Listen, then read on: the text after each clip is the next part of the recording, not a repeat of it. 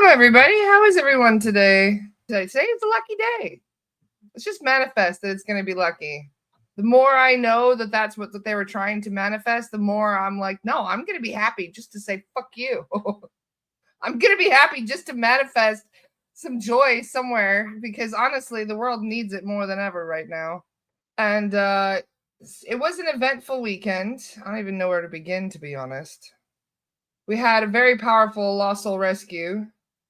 This was obviously before we knew about all the chaos that was happening in Texas. So we did a lost soul rescue for some of the revolutionary soldiers. We did a couple for regular soldiers as well. I should say I don't want to butcher her last name. Vanessa Guillen, I think is how you say her name. For those who might remember, she was brutally murdered in a military base. I believe it was Fort Hood 5 years ago. She was killed with a hammer. It was quite a horrific scene. We crossed her over, and that was a very emotional lost soul rescue. That poor woman, she was a starseed. She didn't agree to any of that. She did not plan for any of that to happen. So as you can imagine, coming here with the best of intentions. So we sent her home. She actually went home to Arcturus. That's where she was originally from as a starseed. So, yeah, we helped her to cross over and be with loved ones. I'm very glad we did. In fact, she even asked us to help the man that took her life as well. So we helped him. And that was a very emotional session. But we also checked, there was just this thought I had to check martyred revolutionary soldiers. And there was one that kept coming up again and again. His name was Dr. Joseph Warren. He was made a general 2 days before he passed away. He died at the Battle of Bunker Hill, along with hundreds of Americans, I should say, American revolutionaries. And they were all in a death loop. I was just curious, it's been 400 years. Is there some way that, a death loop with the battle would have kind of like sorted itself out, that people would kind of snap out of it after a while? No, that did not happen. So it does make me wonder, like, I want to check even older battlefields, like, because we did check some that were 1,000 years old and those were still there too. So how long are they stuck? It could be indefinitely until they are assisted, or at least until the 5D shift makes its entrance. I have a feeling that these glitches that are not even supposed to be happening with the 3D matrix anyway are part of that. So they've probably been happening for 12,600 years, and they probably will continue to happen as long as that bullshit 3D matrix is still in effect. Luckily, I think that will happen in our lifetime. And it's my hope, and to be honest, the guides have even kind of backed this up a little bit. I don't think they know it 100% for sure, but they have said it is highly likely that these death loops will no longer be an issue after the 5D shift, which is comforting to hear. But when you find out that there are millions, possibly even a billion souls that are stuck in the lower astral due to things like this, you start to understand the level of importance in doing this work, because we're ticking the scales a little bit further and further in that favor with every Earthbound we cross over. Michelle says Earth Patch 777 fixes death loops. Wouldn't that be nice? We just need an update. We got to fix the glitch. So, yeah, we found a forefather and several of his friends that were still stuck in a death loop. And so we crossed him over, and that was it was a very emotional thing, considering that there were many Earthbounds that were actually watching the battle. There were Earthbounds that were loved ones of the people that fell in the battle, and rather than crossing over, they went to their loved ones, and they were waiting for their loved ones to kind of, snap out of it. So we didn't just cross over the soldiers, we crossed over their wives and their children and their other loved ones that were waiting for them, which, as you can tell, that was a tearjerker. So the exciting thing about doing this work is to find kind of where things have been in a way. how things have been going. So we were actually just kind of chit-chatting. It was Bradley, Kat, and myself and a few other people were just hanging out. I believe it was Friday night. And I said to them, I was like, we should just start checking historical figures just to see if they've fully crossed over. And I was like, I wonder about George Washington. And as soon as I said that, all three of us instantly got a no. Nope, not crossed. And I'm like, seriously? Like, not even George Washington got to cross over? Nope. And I was like, what the hell? They're like, well, some parts of him, some soul fragments may have crossed over. In fact, there might even be a timeline or a few that he has crossed over, but the overwhelming majority of his consciousness has not crossed over. And I was like, holy shit. We think they're spinning in their graves, but no, they're stuck in a fucking death loop. Can you imagine what they're going to think when they finally snap out of it and see what this country has become? They're like, shit, I should have added a couple more clauses in there, especially ones about lobbying and other things. Keeping money out of politics. That would have been a really smart amendment. So, yeah, they're going to be kicking themselves as soon as they get up there and be like, what the hell? All my hard work has become this? But it's very interesting. I'm very curious to see how many other people we can check and see whether or not they've crossed over. By the way, Abe Lincoln is totally in the death loop. I have no doubt whatsoever that Abraham Lincoln is in a death loop somewhere. So it does make you wonder, like, where do we even begin tackling these things? It's like the meme with the Constitution and Jesus. Exactly. So, yeah, that was a very interesting Lost Soul Rescue. And if you guys are interested in watching it, we did share the recording of it in the Lost Soul Rescue group. So you are more than welcome to watch that one. That was our final Lost Soul Rescue for the practice session. So we will be going back to normal Lost Soul Rescues probably on Fridays like we have had before. And for those of you who are my students, I know some of you are like kind of like, oh, we're over with the 4 weeks of practice sessions. We're going to have normal sessions from now on. So these were 4 weeks of practice sessions where 4 days a week we were meeting up to do cases together. So now we're going to have Lost Soul Rescue once a week, and we're going to have normal meetups once a week. And those normal meetups are going to be an opportunity to get to know each other better, to form our own groups, to have the mediums practice. We're going to do practice sessions as we normally would. And just to get to know each other and chit chat and to build our connection and to help you guys build yours. So that is the goal of those. And we'll be doing those on Saturday. Nice to see you, Tom. Raquel says, do clearings by map, 10 square miles or kilometers at a time. We could actually do that, setting up like a grid and clearing things grid by grid. That's definitely a possibility. And that's kind of what I wanted to do for certain areas anyway that are too big. Like we wouldn't be able to cross over all of Gettysburg in one go. It's not going to happen. Same with Antietam. Antietam and Gettysburg lost, I think, somewhat 50,000 soldiers between the two of them, if not more, probably more. So 50,000 soldiers are probably still in a death loop waiting to cross over in just those two battlefields alone. I imagine not everybody is stuck in a death loop, but a lot of them are. Probably most of them are. I mean, we've cleared so many battlefields, and it seems to be the general consensus with almost all of them. Is that people are they're still fighting. They're still battling each other. They fall in battle and they get back up and keep fighting. They don't know they're dead, which is pretty crazy. I was actually chatting with Zach the other day about this because there was somebody that got in. We went to go get ice cream or something. I forget what it was. And then we got back in the car and we get home and I checked with Adriana because I was doing clearings with her every day at a certain time.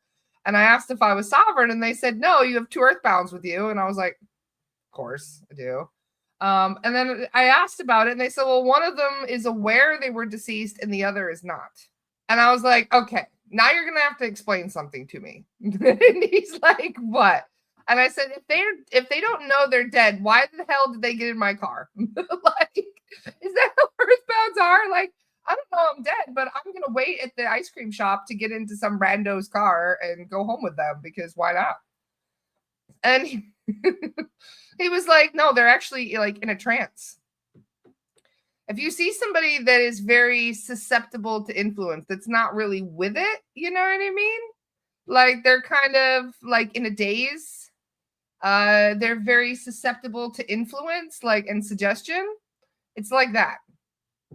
And I was like, okay, thank you for explaining that to me, because I did wonder why they are the way they are, because some earthbounds will just pop up in the weirdest of places. Like, I found somebody came into somebody's attic once and they were just chilling in the attic, and I'm like, does this person know they're dead? And they're like, no. And I'm like, well, then why are they chilling in an attic?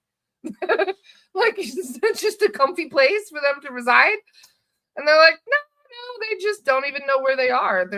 They came in through a portal that was opened up in the attic because that person didn't clean out their attic. And when I mentioned before, clutter opens portals, that's what happened. So they opened a portal and an earthbound came through. And sure enough, they hear somebody walking around in the attic and making noises in the attic. And they're like, and they book a clearing. And that's what I find is an earthbound just chilling in the attic. So it is very interesting that, many of these earthbounds are able to wander and get themselves into very precarious locations, but still not really be with it and completely conscious of the fact of what they're doing. So apparently it's the ones that are well aware that they are deceased that tend to get themselves in the cheeky locations. Those are the ones that end up in bars and strip clubs, and they're like, well, I'm dead. I'm going to go and get me some fun. Like, I don't have to pay to enter anymore. Don't even have to pay to drink anymore. I'll just attach myself to that drunk guy at the bar. I can feel what he's feeling. I'll just goad him into drinking more. That's how they think. Sarah said, when I watched the most recent Lost Soul Rescue, I saw the man on the battlefield being killed and he fell, and it's like his body computer generated again and he was killed again. That is a death loop. That is a death loop.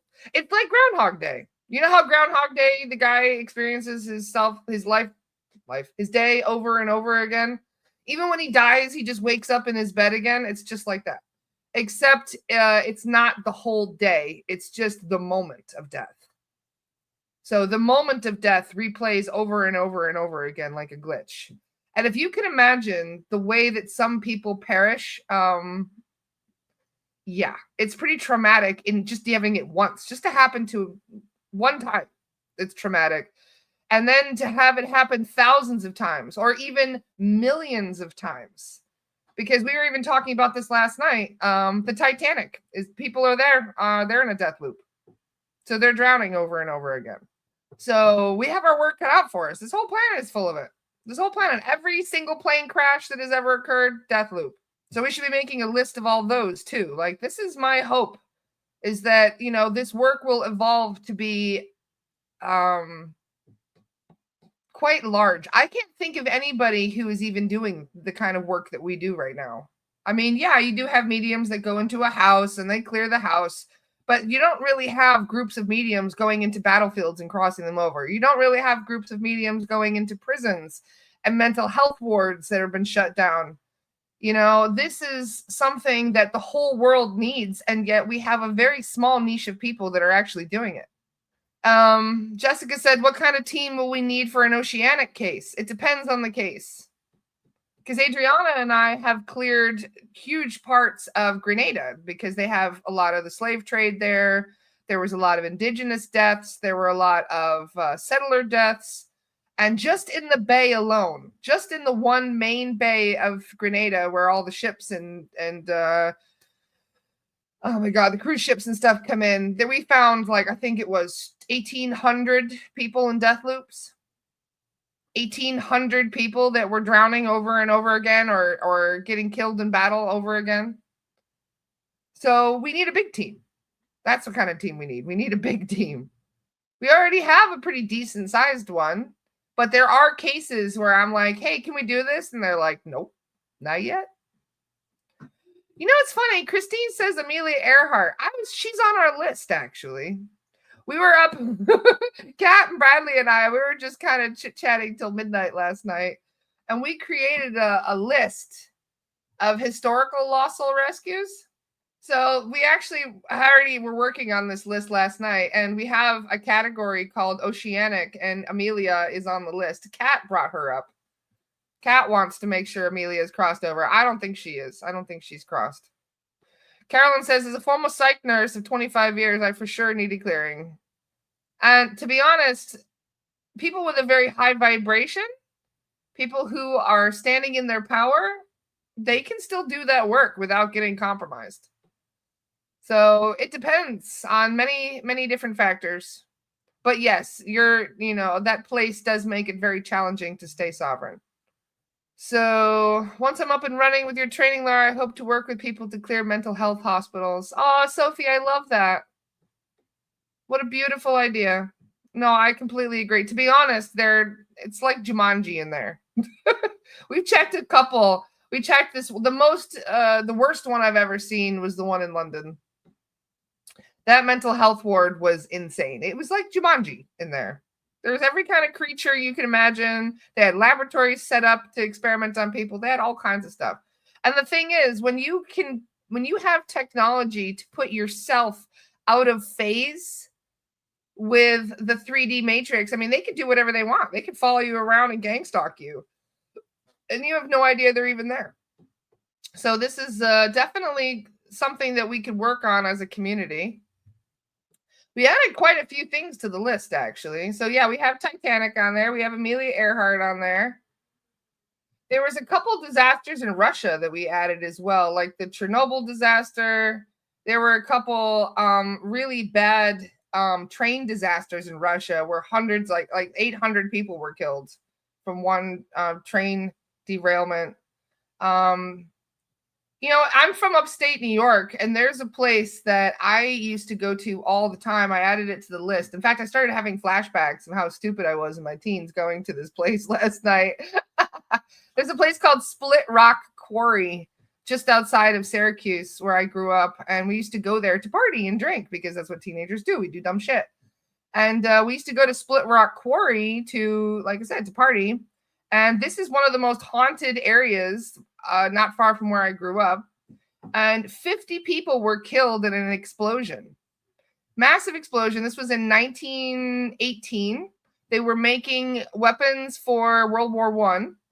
And there was some kind of mixer or something that overheated in the area where they were keeping all the munitions. And the whole place blew sky high, killing at least 50 people. And there are tons of Earthbounds in that place. So I've added that place and a whole bunch of others. So, we are going to be adding more to the list. And I'm quite excited about that, considering some of these people have waited hundreds and hundreds of years to cross over. We were even discussing doing a small trip to Salem to cross over some of the witch people, the victims of the witch hunts. We're planning that maybe even for October. So yeah, we've got all kinds of exciting things in the works right now. Thank you, Charisse. Charisse is also sharing for me the Branson, Missouri retreat. We've been doing some more marketing for that. We didn't have anywhere near as many people as we were hoping for. We did get a place that might have been a bit too big. But the thing is, when we first started promoting it, we had like so many people say they were coming. We had like 50 people say they were coming. So we're like, all right, we got to get a big place. So we did. And now a lot of people can't come because of work or money constraints or just bad timing. So we had to lower the rate just to try and be able to offset some of the cost more, because it was not a cheap place to rent. We'll put it that way. So yes, we have reduced the rate. I hope you guys can have a look into that and perhaps even join us. That is going to be the first week of August. We're going to hang out in person, have a good time, spend time down by the ocean, by the lake. And we will be doing cooking together and spiritual stuff, tarot readings, and all kinds of stuff. We have all kinds of things planned. If you guys click on the link, you'll see where more of that information is. And we have a day-to-day planner up there. Ariana says, has anyone crossed over the kids in the Texas flood? You got to remember that these things need time to settle. This is one of the reasons why I haven't even checked the people who died in India for that plane crash yet, because generally it does take a little bit of time for these things to kind of let the dust settle, let the chaos kind of work itself out a little bit. Otherwise, you're going to go back 3-4 times to cross people over, because there are people that aren't readily available to cross over, if you know what I mean. So it's better to wait at least a week, although we did go in and do a preliminary check yesterday, and we did find about, I think, 50 people. A couple dozen of them were children, yes, unfortunately. So we are already on that. But it's just keep in mind that there are disasters that occur all over the world on a daily basis, and it's very, very hard to keep up with them all. I mean, this planet is terraforming right now because of all the experiments and geoengineering that they're doing. They opened like 300 sky portals to let all that water come out. That water was, I mean, how do you produce 2 trillion gallons of water out of thin air? That's how much water fell in Texas. 2 trillion gallons. Enough to cover the entire state of Texas in a foot of water. That is not natural. They opened sky portals and dumped all that water through them. They have technology to do this. And unfortunately, there are a lot of very ignorant people out there who don't even know what the fuck cloud seeding is. So if you can't tell, you know what I mean? There's a lot of work here in regards to educating the public that they are even able to do these things. I mean, it's kind of funny. This morning, there were people saying that geoengineering is bullshit and so are chemtrails. And it's like, they literally banned chemtrails in Florida. They made it part of public fucking law. And people are still in denial that they're doing it. But you know what's crazy is that they banned chemtrails in Florida. Does anybody know what the consequences are for breaking that law? Zero consequences. Zero consequences for breaking that law. There are no fines, nothing. So yeah, they passed a bill. Doesn't mean shit until there's a consequence for it. They're going to do whatever the hell they want. They already are doing whatever the hell they want. You think passing a law means they're going to stop doing what they want? Of course not, especially with one state. We got 49 other states that sure need to ban it. And they need to have a consequence. If they're not going to be fined, and even if they were fined, they just, okay, I'll put like 2 cents of my $1 billion in the pot. Why not? So, yeah.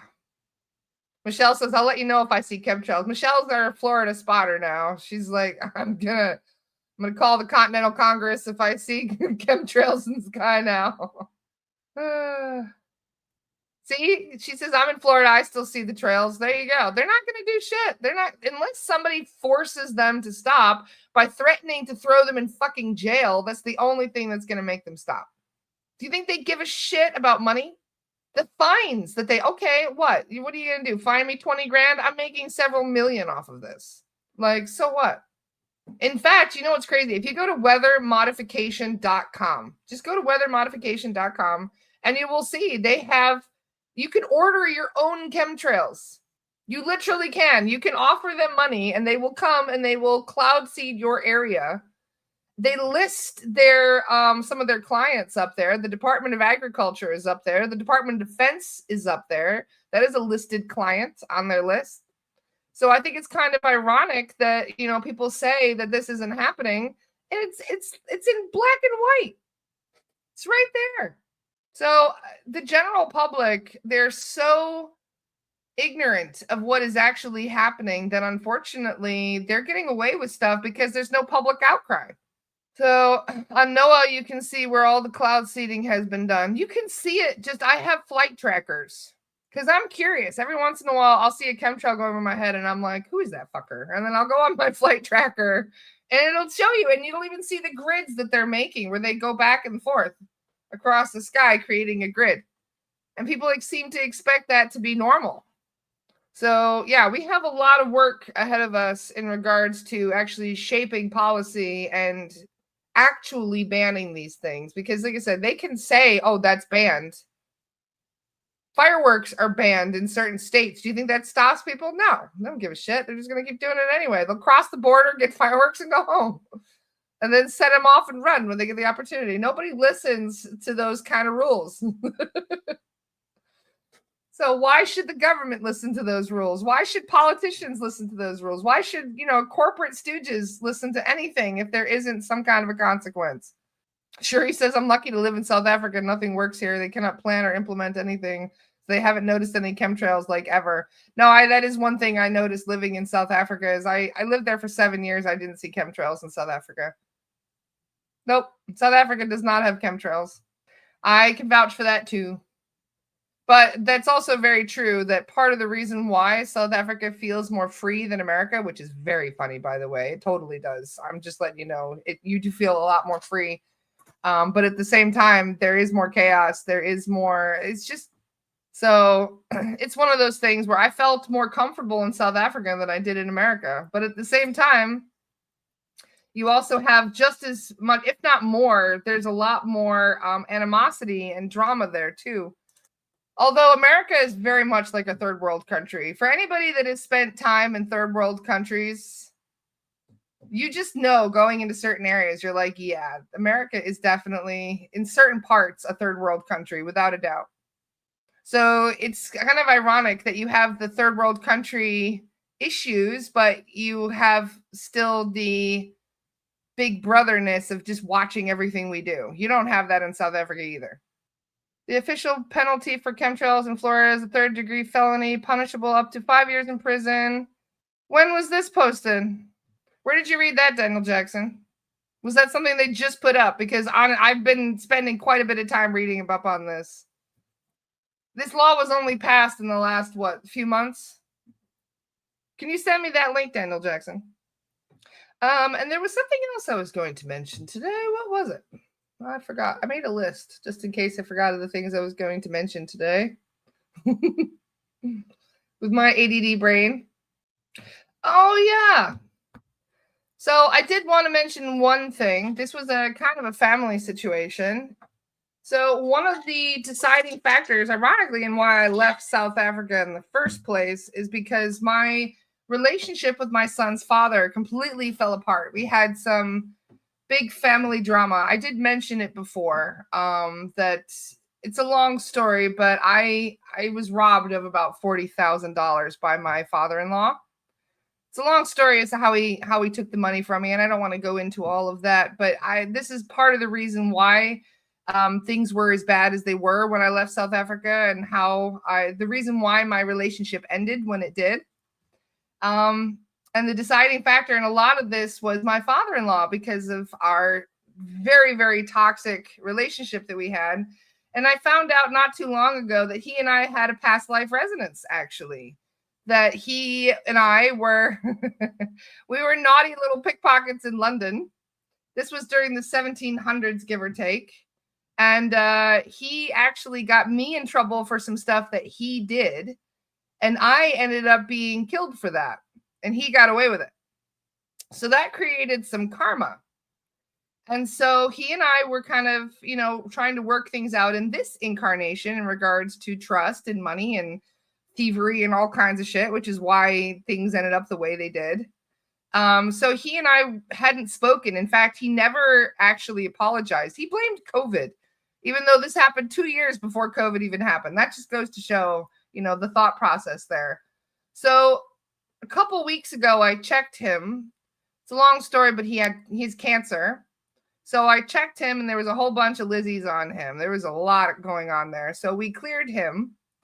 And there's a lot of ancestral and karmic contracts and all of that. So about a week ago, not even, he passed away. And I had been waiting a while to see whether or not, I don't know. I just wanted to see how I felt about the situation. I wasn't sure if I was going to cross him over. I knew he wasn't going to cross over on his own. Something just told me that it wasn't going to happen. And so I checked him, and sure enough, it was yesterday. He was not crossed over. He was still stuck in like the lower astral. In fact, he was all chained up and stuff. He wasn't going anywhere if we hadn't cleared him. So we cleared all the contracts and cleared all of the overlays causing confusion. We cleared all the entities. We just cleared everything for him. And I didn't even tell the medium what was going on. I just said, can we cross over this person? I didn't tell anything about the relationship that we had had. And when I was about to cross, just as he was crossing over, I asked, is there a message that he would like, to leave behind? Is there anything he would like to say? And his message was, I'm sorry. That was the first thing he said was, I'm sorry. It's funny how I've waited 7 years for that apology. 7 years. And I gave him so many opportunities when he was alive to apologize and to work things out and to admit what he had done was wrong. Because he gambled away $40,000 of my savings. He gambled it away at a casino and it was gone. Just gone.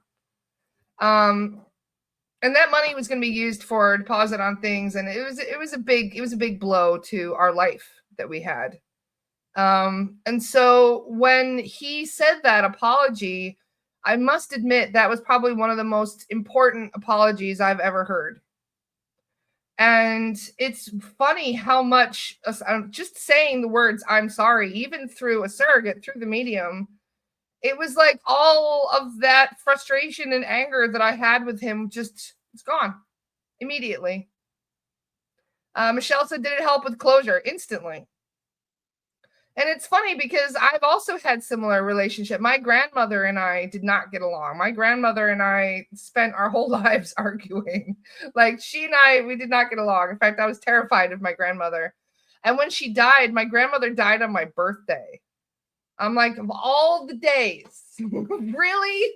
Really? After we had an estranged relationship, we never really got along. You're going to die on my birthday? Like, come on.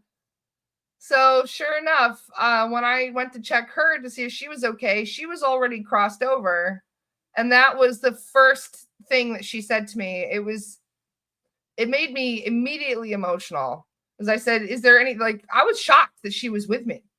And I said something to the medium and I was like, why is she here? Like, I'm sorry. Like, you know, like, holy shit, why is she here? And the medium just said she wants to say, I'm sorry. And as soon as she said that, I burst into tears. That was an extremely cathartic apology. So the two biggest apologies I've ever had in my entire life both came through mediums after the people had already died. But isn't it funny how much these things will actually, like, I feel healed. Isn't that weird? I don't know. I don't know why I do. I just have felt so much better after hearing those words. It was validation, I suppose, that it wasn't like, almost like you didn't deserve it, you know? And I didn't. I did a lot for those, especially for my father-in-law. Like, I did a lot of work for him. I did a lot of charity for him. So for him to do what he did, it was a gut punch to my already very generous nature. And it was, it was a huge, it created a lot of trust issues with people and a lot of bitterness and resentment with people for a while, especially with that side of the family. So for that to be released, for that to be healed, is something that I just wanted to say thank you to the universe for, because that is something I very much needed. And just for those of you who are still waiting for an apology, that is the whole point in all of this, is that some of us will wait our entire lives for an apology. And sometimes that apology will not even happen because they're too proud. Both of them, both my grandmother and his grandfather, were both way too proud to apologize. But as soon as they passed on, that's the first thing they wanted to say. Isn't that crazy? How something, well, when you're alive, that would be the last thing they would do. The last fucking thing they would do is apologize, because then they would have to accept what they did was wrong. But I could feel, honestly, they could have said a million other things and it wouldn't have had as anywhere near as big of an effect as that apology did. So for those of you who are kind of waiting for that, because I could feel it after the release that I was waiting for that apology. And I don't even know why. Like, I don't even know why I cared as much as I did. Maybe it's the past life stuff. Maybe it's all of the baggage that we drag with us and that resentment that we have for the people that have done us wrong. And that is heavy baggage to carry from lifetime to lifetime. And it reminds me of what my guides told me, because I'm like, why do I have the way my relationships work in my life, where it's a huge thing, like almost feels like a soulmate connection, and then the next thing you know, everything explodes and it all goes to shit, and you're just like, why? Like, you think you find your person and then everything just goes to shit. And the next thing you know, you're like, okay, that was a very powerful karmic relationship where you were basically tying up loose ends and working things out with people that you're still kind of holding on to some form of resentment or some form of a feeling of unfinishedness, like with unfinished business, I should say. Ava says, because we give it our all from our core soul. I am definitely one of those people. Yes, I do give it my all. And I am one of those people that will give and give and give until I have nothing left. And for those people who are like that, you know, when you give more than you should, it does create a form of resentment. And that is something that we manifested because we were not setting boundaries. As they say, takers never set limits. Was it givers need to set limits because takers rarely do? That's right. That's the quote. So setting boundaries is a big part of the lesson that I'm still working on. And knowing that we have to forgive ourselves for allowing people to overstep those boundaries when they do.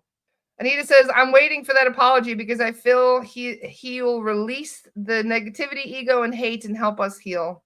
Leanne says, I have now learned to set boundaries and it's okay to say no. It's important to say no. In fact, the other day I had a client who had a severe block in her throat chakra. I'll give you guys 2 guesses how she got that. Because I bet that in the aftercare, I'm like, what's going on with the throat chakra? They're like, oh yeah, that's the worst chakra of all. And I said, well, what made it the worst chakra? Like the one that's the worst, that needed the most help. And they said, oh, not speaking her truth. She doesn't speak her mind at all. And I'm like, really? And they're like, oh yeah, she bottles stuff up. If people complain, she just takes it on the else. She, you know what I mean? Like people, you know, she's like somebody that is willing to bend over backwards to people please. And that is why. And the funny thing is that I was one of those people, and I prided myself on being a loving, giving person. I'm like, oh yeah, you need help? I'm there. I got you, you know? And for a long time, that made me feel empowered, that I was somebody that, you know, it's kind of like the lighthouse thing. If somebody's in storm, they look for the bright light. I loved being that bright light for people. Until I realized that people are avoiding a lot of what they're supposed to do, and they expect you to do it for them. And there's a lot of lessons that are avoided, a lot of very important soul lessons, soul growth lessons that get avoided because we end up doing the hard work for other people. Or because we don't know how to say no in certain situations where people are supposed to work things out for themselves. So no is one of the most powerful, most important things that you can say to people, just for the record. So you have discernment. You have to really know whether or not somebody needs to be, you know, kind of standing in their power in that situation, or if they are completely powerless and they need somebody to help them. There are clients that will come to me for help that are completely powerless. There's no way they could have cleared themselves considering what they have going on. There are times where we need to reach out and help people for, you know, because they can't do it on their own. And there's no shame in that. There's no shame whatsoever in asking for help. But if somebody tells you no, there is a reason for that no. And so it doesn't always mean that they're being cold-hearted. It's because sometimes we're meant to figure things out for themselves. I'm one of those fiercely independent types where I'm like, no, I'm still like a little kid. No, let me do it. Like, no, I'm doing it myself. Thank you. And I still do that. So fiercely independent people, they're people who really do want to learn, but you have a lot of very codependent people out there too, who cling to those fiercely independent people. So if you're fiercely independent, you probably have a couple people following around going, hey, can you do this? Can you do that? And those are the people you need to set boundaries on, because you're, you know, sometimes it's good to ask for help. Yes.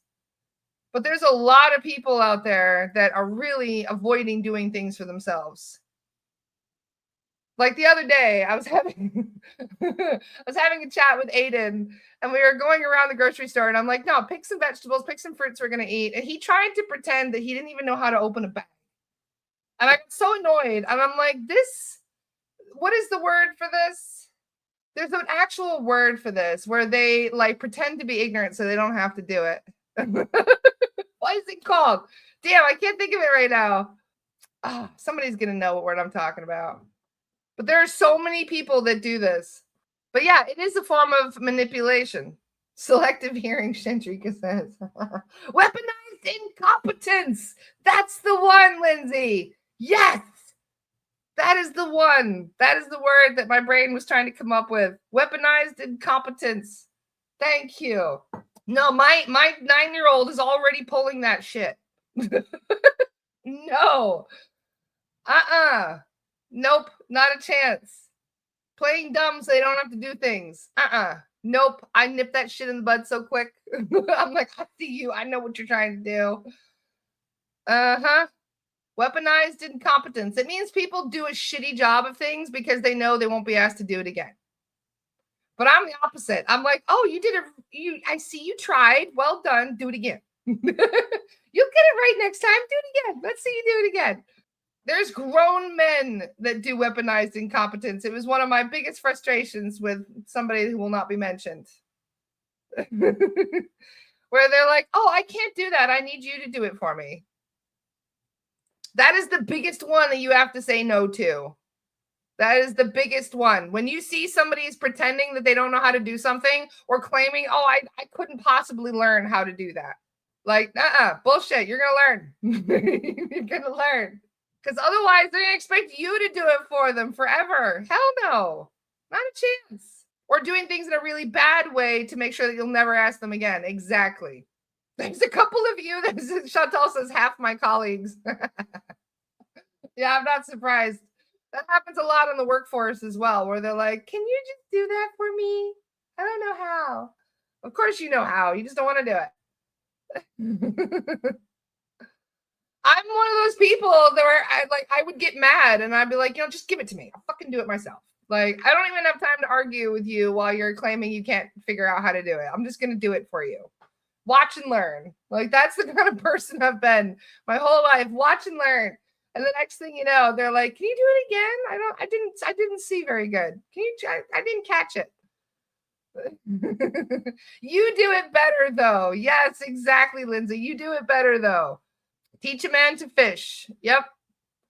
So that is one of the most important times that you say no and set a boundary, especially for children. Because like I said, he couldn't even open a bag. I'm like, go put some fruit in one of those bags and grab some fruit to go home with. That'll be your treat for later. And he couldn't even figure out how to open the bag. He didn't want to get fruit. So he couldn't even open the bag. I was like, he spent 10 minutes. I just stood there, just watching him for 10 minutes, trying to open this little plastic flimsy bag to put some apples in it. And I was like, are you kidding me? Like, it's just funny how even children do this shit. And it's like, who trained you? Who told you how to do that? How did you figure that out? If you just play dumb, and then we'll do it for you. It's something that they just, teach you in prenatal school before you're going down to Earth. Amanda says, as a child, I used to try to break the plates and keep them dirty on purpose so my mom never asked me to do dishes again. It was my revenge. See, there you go. Thank you guys very much. So if there's any other questions, feel free to message me. We are going to be jumping over to Astara in like 2 minutes. But keep in mind, if you guys are interested in joining us for the Branson retreat, we have reduced the rate pretty much by half because we had so many spaces still available. It's unbelievable. I think we had like 8 people going. So we have cut the rate down considerably. Bradley and I are probably going to have to pay for quite a bit of it out of pocket just to make ends meet because this place was absolutely huge and very expensive. But like I said, we originally planned on having like 40, 50 people come, and then the universe had other plans. So for those of you who are interested in coming, it's about $200 a night right now. So just have a look at the retreat information. We would love to hang out with some of you guys in person. Thank you very much to Charisse for sharing that information. We're going to be hanging out by the lake. We'll be doing clearings. We'll be doing all kinds of practice stuff. It's going to be a lot of fun to hang out together in person. So for those of you, and this is also a family thing, so you don't have to stay the whole time. You can come and go as you need, and you can also bring your kids, your hubby, whoever else. So we would love to have more people come so that way we can have a better sense of community and just more fun. It is listed on my page, but Charisse just shared a link for it as well. There it is in the comments. Thank you very much, Charisse. If you go to my website, astrallara.com retreats, you'll see it right there. If you go to my website, it's right up there on my website with all the information. So as I said, we have reduced the rate. It's $200 a night. For those of you who have already paid, make sure that you reach out to Bradley. You can get yourself a couple free nights if you had to pay a little bit more than that for when we originally set out. I think it was $300 a night originally. So for those of you who paid a bit extra, let us know, and we can give you an extra day or two or something to make up for that. We're happy to. We just want you guys to come and hang out with us and have a good time with us, and to be able to do clearings. Kat is coming. Bradley is coming. Myself and a whole bunch of others. Aiden is also coming along. So it is going to be a lot of fun. So I hope to see some of you guys joining us. That'll be great. I'm going to pop over to Astara. So there's the information about Astara. We have it's astaracommunity.com. This is our private community where we can discuss whatever the hell we want without having any fear of censorship or anything like that. So that is one of the reasons why we tend to jump over there so we can talk about whatever we want without the Facebook censors getting all uppity about it. So this is an opportunity to ask whatever questions, discuss whatever you guys would like. It's over Zoom, and you guys are welcome to be on camera or not. It's entirely up to you. All right. I love you guys so much. I hope you have a magical day, and I will see you guys later. Mwah. Lots of love. Bye.